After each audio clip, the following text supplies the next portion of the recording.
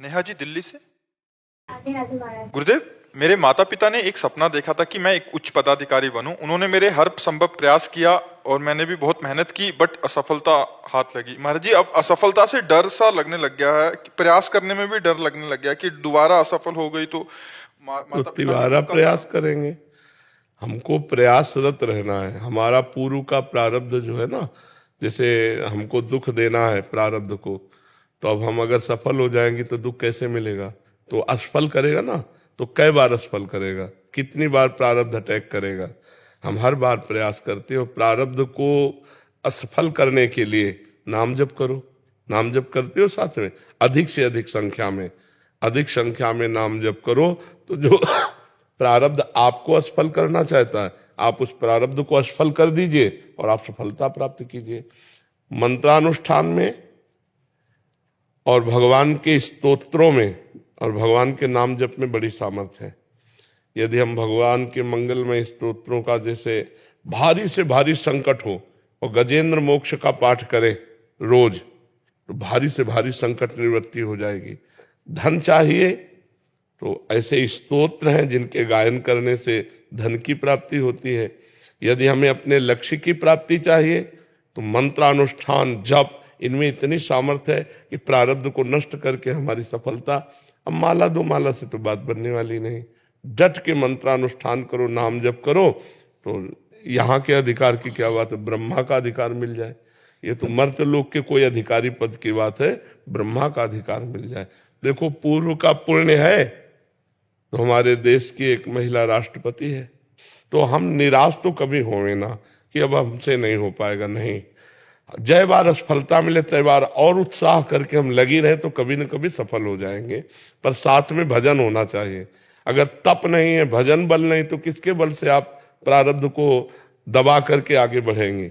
वो भजन बल ही होता है। इसलिए खूब भजन कीजिए, नाम जप कीजिए और भगवान से प्रार्थना कीजिए, तो कभी न कभी तो सुन ही लेंगे। महाराज जी, मन में भय हो गया है कि असफलता के डर की वजह से और उसकी वजह से जो माता पिता को दुख होता है, उनका जो चेहरा देखना पड़ता है। देखो, इस पे ध्यान नहीं देना चाहिए। इस पे ध्यान नहीं देना चाहिए। वो तुम्हारे हाथ की बात है क्या? अब बच्चे इसी बात को ज्यादा ध्यान देने लगते हैं तो गलत मार्ग में चले जाते हैं। ना हम माता पिता के दुख को देखेंगे, ना स्वयं दुखी होंगे। ऐसे बच्चे तो गलत कदम उठा लेते हैं। बिल्कुल नहीं देखना। माता पिता दुखी हैं तो मैं क्या करूं? तुम्हारा प्रारब्ध भोग है।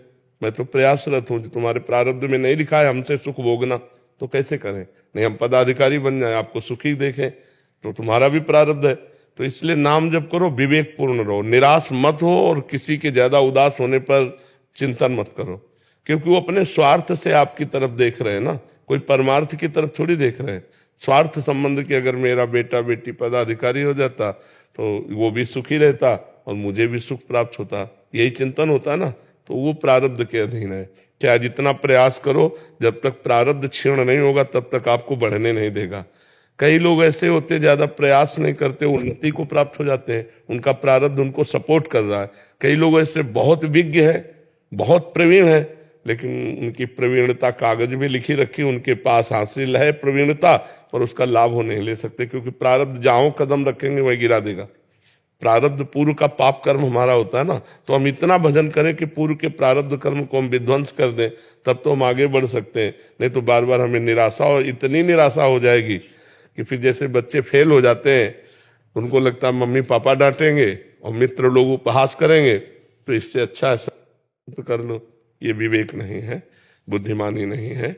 हमें हर बार प्रयास करना चाहिए, और एक मार्ग में प्रयास निष्फल हो जाए कई बार तो दूसरा मार्ग चयन करना चाहिए। ऐसा नहीं कि आप पदाधिकारी बनकर ही केवल धन कमा सकते हैं। आप व्यापारी बनकर भी तो कमा सकते हैं, आप छोटा काम करके भी तो कर सकते हैं। तो हम देखें कि जिस विषय में बार बार असफल हो रहे हैं तो हमें मार्ग चेंज कर लेना चाहिए, हमें दूसरा मार्ग ले लेना चाहिए।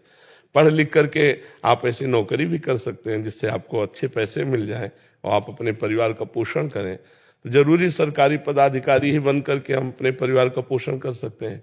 नहीं। तो हमें बहुत गंभीर रहना है, धैर्यवान रहना है और भगवान से जुड़े रहना है। तो हमारी जिंदगी आज नहीं तो कल प्रकाशित हो जाएगी, भगवान कृपा कर देंगे। सरबजीत जी, कुरुक्षेत्र